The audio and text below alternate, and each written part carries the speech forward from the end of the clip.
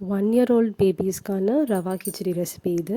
ஒரு சின்ன ஆனியன், சின்ன டொமேட்டோ ஒன்று, சின்ன கேரட், 4 பீன்ஸ், கொஞ்சமாக கருவேப்பிலை, இது எல்லாத்தையும் கட் பண்ணி வச்சுட்டு நெய் போட்டு சீரகம் கடுகு போட்டுட்டு இப்போது ஆனியன் சாட்டே ஆனதுக்கப்புறமா டொமேட்டோ ஆட் பண்ணிடலாம். அதுக்கப்புறம் கொஞ்சம் கருவேப்பிலை போட்டுட்டு அது சாஃப்ட் ஆகட்டும். நெக்ஸ்ட்டு நம்ம கிரேட் பண்ணி வச்சுருக்க கேரட், அதுக்கப்புறமா பீன்ஸ், இது ஃபஸ்ட்டு சாட் பண்ணதுக்கப்புறமா உப்பு ஆட் பண்ணி சாட் பண்ணிடலாம். அதுக்கப்புறமா தண்ணி ஊற்றி காய் சாஃப்டாக வேகிற வரையும் வேக வச்சுக்கலாம். ஏன்னா அது பேபிஸ்க்கு அப்படின்றனால. நம்ம இது பண்ணதுக்கப்புறமா சைடில் ரவா வறுத்துடலாம். இப்போ இதுக்கு நான் 1 டம்ளர் தண்ணி ஆட் பண்ணி வேக வைக்கிறேன். இது நான் 5 டேபிள் ஸ்பூன் ரவா ஆட் பண்ணியிருக்கேன். நீங்கள் வேணும்னா நெய் போட்டு கூட வறுத்துக்கலாம்.